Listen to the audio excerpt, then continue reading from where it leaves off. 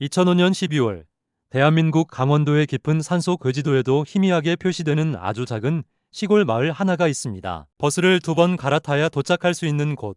휴대전화 신호는 마을 입구에서부터 사라지고 밤이 되면 가로등보다 별빛이 더 밝은 그런 마을. 관광지와는 거리가 먼 곳, 더 누가 봐도 사건과는 어울리지 않아 보이는 곳. 그러나 바로 이곳에서 대한민국 미제 사건 목록에 남을 기묘한 실종이 시작되었습니다. 한국 미스터리 사건을 기록하는 채널 안가미스터리입니다. 오늘 우리가 추적할 이야기는 2005년 겨울 강원도의 한 시골 마을에서 벌어진 대학생 동아리 집단 실종 사건입니다. 사건의 시작은 매우 단순했습니다. 서울의 한 대학 공포 체험을 테마로 활동하던 소규모 동아리의 동아리 이름은 리미트. 그들은 놀이공원의 귀신의 집이나 번지점프 같은 흔한 체험에는 흥미를 느끼지 못하는 사람들이었습니다. 누구나 할 수 있는 공포는 의미 없어, 진짜 무서운 걸 찾아야 해, 도시 말고 사람 손 탄 적 없는 곳으로 가야 해. 그렇게 회의를 거듭한 끝에 결정된 장소가 바로 이 마을이었습니다. 예전부터 인터넷 커뮤니티와 괴담 게시판에서 간간히 언급되던 곳, 강원도 땡땡군의 폐가촌 귀신이 이름을 부른다 들어갔다 나온 사람이 없다. 증거 없는 소문들. 그러나 이런 이야기야말로 이들의 호기심을 자극하기에 충분했습니다. 2005년 12월 22일 오후 5시 40분 눈발이 약하게 흩날리던 날 서울의 한 대학교 정문 앞 낡은 미니버스 한 대 앞에 학생 7명이 모였습니다. 그들의 평균 나이는 22살, 가장 어린 막내는 20세, 동아리 회장 김도우는 25세. 버스 트렁크에는 삼각대, 조명, 캠코더, 음향 장비, 그리고 두꺼운 외투와 침낭이 실려 있었습니다. 김도우는 출발 직전 캠코더를 켜고 카메라를 향해 이렇게 말합니다. 이번엔 진짜 레전드 하나 남깁시다. 겁먹지 말고 끝까지 가는 겁니다. 그 옆에서 누구는 웃고 누구는 긴장한 표정으로 손을 비비고 있었습니다. 그때 한 여학생이 말합니다. 근데 오늘 느낌이 좀 이상하지 않아? 누군가는 농담으로 받아넘겼고 누군가는 무시했습니다. 그때는 아무도 몰랐습니다. 그 말이 이 여행의 마지막 경고였다는 것을. 밤 8시 45분 미니버스는 마침내 마을 입구에 도착합니다. 그 순간 버스 안 공기가 눈에 띄게 가라앉습니다. 마을은 조용했습니다. 너무 조용했습니다. 개 짖는 소리, 사람 웃음소리, 텔레비전 소리조차 들리지 않았습니다. 불이 켜진 집은 열채도 되지 않았고 길에는 사람의 그림자 하나 없었습니다. 그리고 가장 기묘했던 점, 눈이 오고 있었는데 발자국이 없었습니다. 누군가 살고 있는 마을인데도 눈 위는 마치 오래전부터 아무도 걷지 않은 것처럼 깨끗했습니다. 그때 마을 입구에서 노점 하나를 발견합니다. 작은 난로 옆에 앉아있던 노인은 80대 후반으로 보이는 남자. 학생들이 다가가 말을 걸자 노인은 천천히 고개를 들었습니다. 이 밤엔 여길 왜요? 김도훈이 웃으며 말했습니다. 여기 폐가 좀 보려고요. 노인의 얼굴이 굳습니다. 그리고 짧게 한마디만 남깁니다. 밤엔 들리지 말어. 들리지 말어. 그 의미를 이때는 아무도 이해하지 못했습니다. 학생들은 마을 끝자락, 산으로 이어지는 언덕길을 따라 올라갑니다. 손전등 하나의 의지의 어둠 속을 헤치듯 걷던 길. 마침내 나타난 건물. 벽은 갈라지고 지붕은 반쯤 무너졌고 문은 반쯤 열린 채 덜컥거리고 있었습니다. 폐가라기보다는 사람이 버리고 간 흔적만 남은 공간의 문지방에 발을 들이자마자 공기의 온도가 뚜렷이 달라집니다. 겨울인데도 이곳은 유독 더 차갑게 느껴졌습니다. 캠코더 전원이 켜지고 담력 테스트가 시작됩니다. 누군가는 일부러 웃으며 떠들었고 누군가는 말수가 줄어들었습니다. 그리고 서서히 누구도 웃지 않게 됩니다. 밤 10시 47분 카메라 안에서 한 학생이 말합니다. 야, 너 지금 들려? 뭐? 소리, 이상한 소리. 영상에는 분명히 들어있습니다. 쉬그 물결치는 듯한 소리. 그러나 이곳은 산속 마을이었습니다. 바다는 수십 킬로미터 떨어진 곳. 그리고 화면 너머 누군가 말합니다. 야, 여기 사람 뒤에서 걷는 소리나. 카메라를 돌립니다. 하지만 아무도 찍히지 않습니다. 그런데도 누군가는 분명히 있다는 느낌. 그날 밤 10시 52분 영상은 이상한 소리를 마지막으로 갑자기 끊깁니다. 카메라 영상은 22시 52분을 끝으로 끊겼습니다.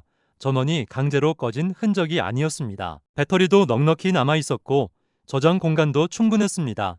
하지만 기록은 거기까지였습니다. 시간이 흐르면서 폐가 안은 점점 이상해졌다고 생존자들은 훗날 말했습니다. 공기가 갑자기 무거워졌어요. 처음에는 누군가 숨을 크게 쉬는 소리처럼 들렸고 점점 마치 천장에서 무언가가 기어 다니는 듯한 소리가 섞이기 시작했습니다. 목조 바닥이 천천히 눌리는 소리. 뚝뚝. 마치 위층에 누군가가 걷고 있는 것처럼. 하지만 이 폐가에는 2층이 없는 단층 건물이었습니다. 생존자 중 한 명은 그 순간을 이렇게 말했습니다. 우리가 다 같이 거실에 모여 있었거든요. 그때 갑자기 현관문이. 그녀는 말을 더 잇지 못하고 눈을 질끈 감았습니다.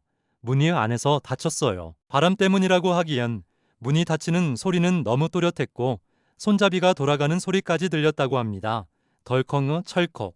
그리고 잠기는 소리. 학생들은 비명을 질렀고 누군가 문 쪽으로 달려가 문고리를 잡았습니다. 그러나 문은 열리지 않았습니다. 누군가 바깥에서 잡고 있는 것처럼. 밖에 사람이 없다는 것은 모두 알고 있었습니다. 더 무서운 건 다음 순간이었습니다. 문 쪽에서 속삭이는 소리가 들리기 시작했습니다. 처음엔 바람 소리 같은 낮은 숨결처럼. 그러다가 분명한 단어로 바뀝니다. 짐이나 학생 중 한 명의 이름이었습니다. 틀림없는 그녀의 이름이었습니다. 또 다른 목소리.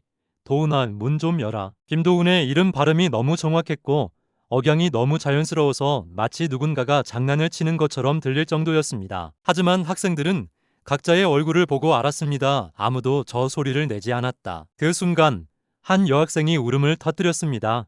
우리를 알고 와요. 누가 우리를 보고 있어. 그때 집 안쪽 어둠이 가장 짙게 깔린 방에서 발소리가 들렸습니다. 누군가 맨발로 바닥을 긁는 소리. 플래시 불빛이 그곳을 비췄을 때 그들은 형체를 보았습니다. 정확히 뭐였는지는 아무도 말하지 못했습니다. 사람 같기도 했고 그런데 얼굴이 없었어요. 어둠이 사람 모양으로 서 있었어요. 그건 서 있지도 앉아 있지도 않았습니다. 천장과 바닥의 경계에 매달린 상태처럼 보였다고 합니다. 그리고 그 순간 한 학생이 소리를 지르며 달렸습니다. 누군가 넘어졌고 누군가는 서로를 붙잡았고 누군가는 어둠 속으로 사라졌습니다. 집 안은 순식간에 아수라장이 됩니다. 어느 순간 현관 문이 스스로 열렸습니다. 발설할 수 없는 소리를 내며 세 명은 미친 듯이 달렸습니다. 어디인지도 모른 채 산속으로 바른 나뭇가지에 긁히고 가시는 다리를 찔렀지만 멈출 수 없었습니다. 그렇게 살아남은 세 명. 그들은 마을 어귀까지 기어 나오듯 도착합니다. 그리고 그곳에서 쓰러졌습니다. 온몸에 흙과 상처, 신발은 벗겨진 상태, 눈은 풀려 있었고 정신은 무너진 듯했습니다. 다음 날 새벽, 마을 주민 한 명이 폐가 앞에서 운동화 세 켤레를 발견합니다. 정갈하게 놓여 있지도 않았고 어수선하게 흩어져 있지도 않았습니다. 마치 누군가 일부러 두고 간 것처럼. 경찰이 도착했을 때 집안은 이상할 정도로 깨끗했습니다. 피가 흐른 흔적도 없고 부서진 가구 없으며 싸운 흔적도 없었습니다. 그러나 찾을 수 없었던 것 그 사람. 4명은 어디에도 없었습니다. 살아남은 3명은 인근 병원으로 이송됩니다. 그러나 그들은 인터뷰도 조사도 어떤 질문에도 응하지 않았습니다. 누군가는 밤새 악몽을 꾸었고 누군가는 소리를 지르다 기절했습니다. 간신히 입을 연 학생은 침대 밖을 응시하며 말했습니다. 걔가 문을 닫았어요. 우릴 가둔 거는 사람이 아니에요. 그리고 손을 꼭 움켜쥔 채 혼잣말처럼 덧붙였습니다. 아직 거기 있어요. 실종 신고 후 경찰과 소방, 군 병력이 동원됩니다. 산을 수색하고 계곡을 뒤지고 폐가와 무덤을 확인했습니다. 그러나 3주 동안 아무것도 발견되지 않았습니다. 혈흔도 없고 휴대전화도 없었으며 유류품이라고는 없었습니다. 그러나 이상한 것 하나. 장비 담당 학생의 카메라 메모리 카드가 집 안벽 틈에서 발견됩니다. 그리고 그 안에 남은 단 하나의 영상. 영상 안의 시간 표시는 23시 11분. 화면은 어둡고 거칠게 흔들립니다. 그러다 어떤 공간이 찍힙니다. 벽이 아니라 사람 얼굴처럼 보이는 무언가. 입처럼 갈라진 어둠, 눈 같은 그림자. 그리고 한 단어, 분명히 들립니다. 와라. 파일은 그 부분에서 끝났습니다. 실종 사건이 언론에 공개되자 강원도 전역이 술렁이기 시작했습니다. 폐가에서 대학생 4명 집단. 실종은 자극적인 제목과 달리 정보는 거의 없었습니다. 경찰은 타인의 개입 가능성, 산악사고, 자연재해까지 포함해 모든 가능성을 열어두고 수사를 진행했습니다. 그러나 단서는 너무 적었습니다.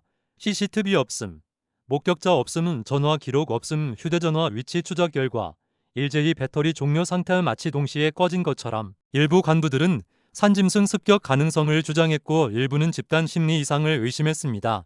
그러나 어느 쪽도 설득력 있는 증거를 내놓지 못했습니다. 취재진이 마을에 들이닥쳤을 때 주민들의 태도는 묘하게 갈렸습니다.